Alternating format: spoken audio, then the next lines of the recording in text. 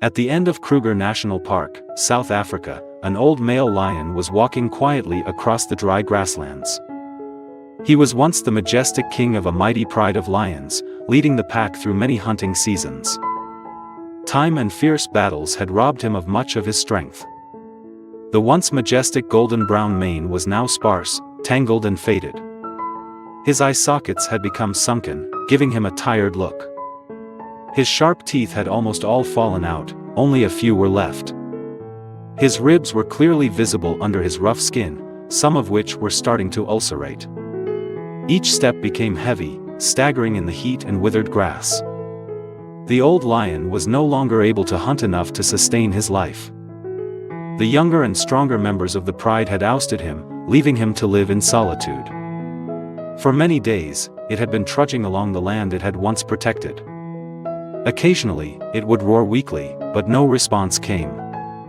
Thirsty and hungry, it had sought shallow pools of water, where there might still be some moisture. Many times it had tried to stalk antelopes, but its teeth were no longer strong enough to bite. The scars crisscrossing its body told of the many battles it had won. Now, they were only reminders of the cruelty of the natural law of selection. Visitors had seen its gaunt figure wandering in the distance. Someone had taken a few photos, which had reached the rangers. Upon hearing the news, 2 South African staff members named Themba and Sifo had discussed it thoroughly. They had determined the location of the lion's recent appearance, then prepared to set off. They had brought along medical supplies, a tranquilizer gun, and some fresh meat. Kruger National Park was vast, so it took them a long time to track down the lion. Both of them knew the danger of approaching a wild lion. However, the sight of the exhausted old lion made them unable to ignore it. The South African sun was scorching, and soon their shirts were soaked with sweat.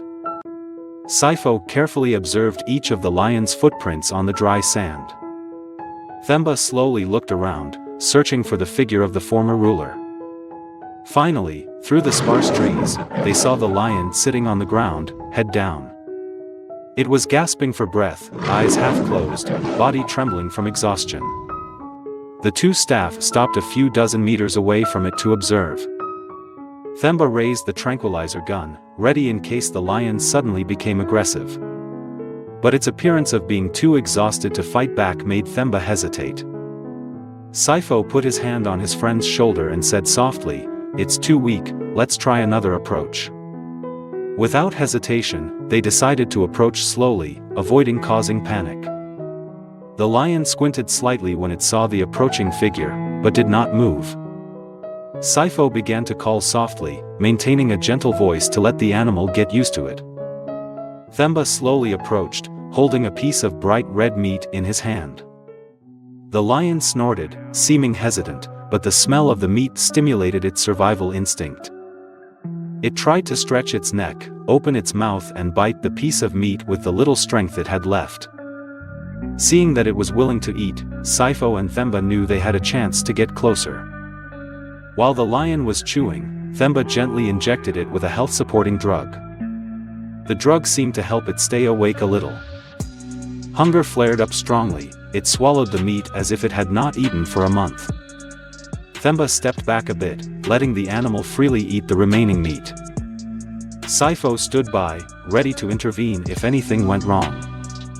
The lion gradually showed trust, not as aggressive as its fellows usually were. After eating, it raised its head, panted and looked at the 2 men as if grateful. Sifo gave the animal some more water, so that it could quench its thirst. After about 10 minutes of getting acquainted, the 2 staff decided to start the plan to move it. They brought the specialized iron cage from the car, placing it a few meters away from the lion. Normally, they would shoot tranquilizers to ensure safety, but this time they wanted to test its instincts. Themba slowly approached, carefully handing the meat for the lion to follow. It slowly stood up, trembling and staggering because its strength was exhausted. Each step seemed to be a terrible effort for the old animal. When it was close to the cage, it turned its head to look at Themba for a moment, as if waiting for a command. Themba gently stroked the lion's head, as if to reassure it.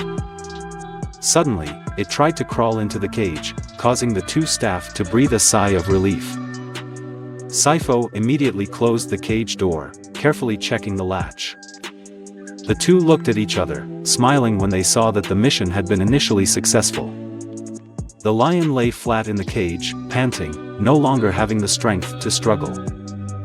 They quickly loaded the cage onto the truck, preparing to leave the arid grasslands.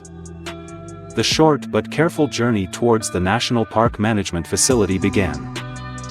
On the way, they drove slowly, limiting the bumps so that the lion would not be hurt.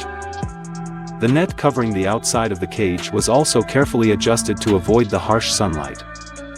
Many tourists were curious and surprised to see the image of the car carrying an old lion. Sifo quietly explained that they were saving it from dying. When approaching the facility gate, other staff had prepared the emergency care area. The lion was taken down and placed in a separate cage lined with straw and covered. The vets immediately examined it and determined its physical condition. They confirmed that it was severely malnourished and had many skin wounds that needed to be treated. They injected it with antibiotics, bandaged the sores and gave it painkillers. Another vet examined its teeth and found that almost none of them were functional. Themba and Sifo stood watching, feeling heartbroken at the sight. But they knew they had given the lion one last hope. The Kruger National Park's Wounded Animal Care Area has a separate space for the lion to rest. Every morning, the staff would change the bandages and check for skin infections. At noon, they fed it minced meat or soft processed food. The lion now no longer had to worry about hunting, nor was it afraid of predators chasing it. It just needs to use its last bit of strength to recover and live out the rest of its life. As the weeks passed, it began to slowly gain weight, and its fur seemed to be a little smoother. Although it could not regain its former form, at least it had safety and care. Themba occasionally came to sit by the cage to observe and chat with it. Sifo was responsible for monitoring its food rations, supplementing nutrition when needed. Sometimes, the lion looked far away towards the horizon, as if remembering its old territory. Of course, it would never return to the herd or become king of the grasslands again. But the sadness of being abandoned was lessened by the compassion of humans. During its days at the center, it gradually got used to the figures of Themba and Sifo, and was no longer afraid. Occasionally, it even rubbed its head against their hands, as a fragile gesture of trust. Life in the wild is harsh, but it is kindness that ignites a small miracle. And so, in the last days of his life, the old lion lived in love and protection, closing his heroic journey in Kruger National Park. Dear friend, thank you for taking the time to follow the story. Don't forget to like and subscribe to the channel to support us.